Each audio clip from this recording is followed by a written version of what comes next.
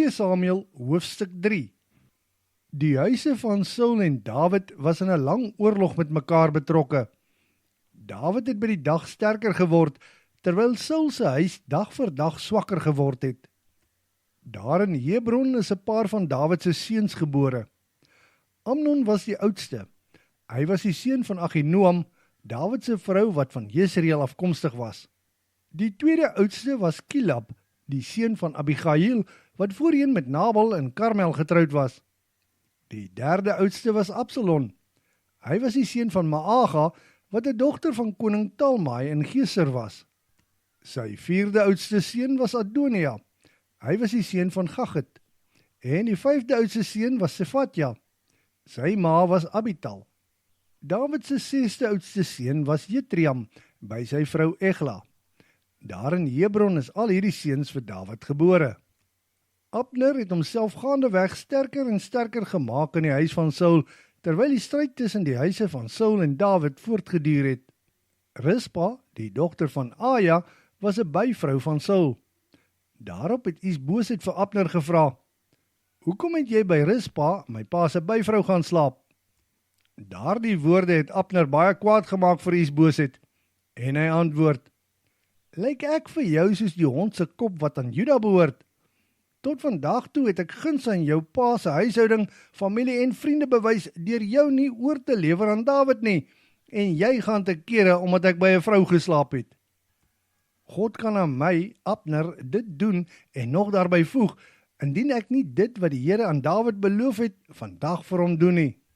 Die koningskap sal van die huis van Saul weggeneem word, en Dawid se troon sal gestel word oor Juda sowel as Israel, van so ver as dan al die pad tot by Berseba." Isboset was baie bang vir Abner en het dit nie gewaag om 'n woord verder te sê nie. En Abner het boodskappers na Dawid gestuur met die boodskap: "Sê my aan wie die land nou regtig behoort. Hoekom sluit ons twee nie 'n ooreenkoms nie? Dan sal my hand jou versterk, sodat die hele Israel na jou toe oorgehaal word." En Dawid het teruggeantwoord: "Nou maar goed, ek en jy kan 'n ooreenkoms sluit. Ek het egter 'n voorwaarde. As jy my wil sien, moet jy Michal, die dogter van Saul, met jou saambring." Aan Isboset het Dawid ook boodskappers gestuur om te sê: "Michal, my vrou, het ek aan verloof geraak vir die prys van 100 Filistyne se voorhuide. Gee haar dan nou terug aan my." Toe het Isboset haar laat haal by haar man Paltiel, die seun van Laias. Haar man het al die pad tot by Bagurim saam met haar geloop en die heel pad gehuil. Daarop het Abner vir hom gesê: "Draai om en gaan huis toe." Hy het toe omgedraai. Ondertussen het Abner en die leiers van Israel met mekaar onderhandel. "Dis nou al 'n lang tyd dat julle vir Dawid as koning wil hê. Doen dit dan nou." Aan Dawid het die Here gesê: "Ek sal my diensknegt Dawid gebruik om Israel, my volk, uit die mag van hulle vyande, die Filistyne, te red." Abner het ook hieroor met die Benjaminiete gepraat. Daarna het Abner na Dawid toe gegaan in Hebron om aan hom te vertel wat aanvaarbaar vir die leiers van Israel en Benjamin is. Abner en 'n geselskap van 20 man het by Dawid in Hebron aangekom. Daar is 'n feesmaal vir Abner en sy geselskap deur Dawid aangebied.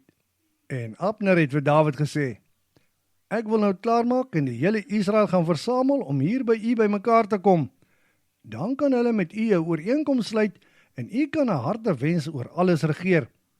Toe stuur Dawid vir Abner in vrede weg.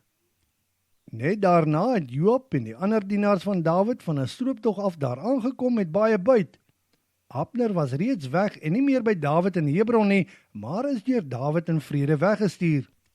Met sy en die leer van Dawid se aankoms in Hebron is daar aan Joab meegedeel: "Abner, die seun van Ner, was hier by die koning, en die koning het hom weer in vrede laat gaan." Joab het gou na die koning toe gegaan en vir hom gesê: "Wat vang jy aan? Abner waag dit om hiernatoe te kom, en u laat hom so waar weer in vrede gaan. En nou is hy weg. U ken Abner, die seun van Ner, baie goed. Daar is net een rede waarom hy vandag hiernatoe gekom het, en dit is om uit te vind wat die doen en late is." Joab is daar weg by Dawid en het dadelik boodskappers agter Abner aangestuur. Hulle het hom daar by die put Sira gekry en hom teruggebring terwyl Dawid van niks geweet het nie. Abner het by die stadspoort van Hebron aangekom. Joab het hom vertroulik eenkant toe geneem en hom in sy onderlyf gesteek oor die dood van sy broer Asael. Dawid het daarvan te hore gekom. Toe sê hy: Ek en hierdie koninkryk van my is vir ewig onskuldig voor die Here wat die bloed van Abner, die seun van Ner, betref. Dit moet alles op die kop van Joab en sy familie neerkom.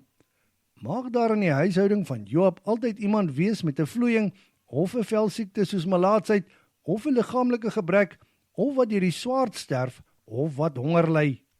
Dit is dan hoe Joab en Abisai, sy broer, vir Abner om die lewe gebring het, omdat hy Asael, hulle broer, by Gibeon in die geveg doodgemaak het. Toe beveel Dawid vir Joab en al die manne rondom hulle: Julle moet julle klere skeer, bind ook rouklere om julle liggame en rou voor Abner uit. Koning Dawid het persoonlik net agter die draagbaar geloop. Daar by die graf in Hebron waar Abner begrawe is, het koning Dawid hardop gehuil.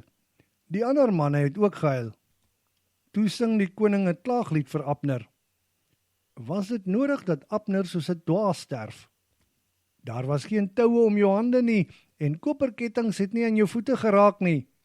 Jy het geval soos 'n mens voor rowers val. En die manne het nog harder geween. Gedurende daardie dag, terwyl die son nog geskyn het, het al die manne Dawid probeer oortuig om iets te eet, maar hy het geweier en onder eed gesweer: Mag God dit aan my doen en nog daarby voeg, indien ek enige brood eet voor die son gesak het.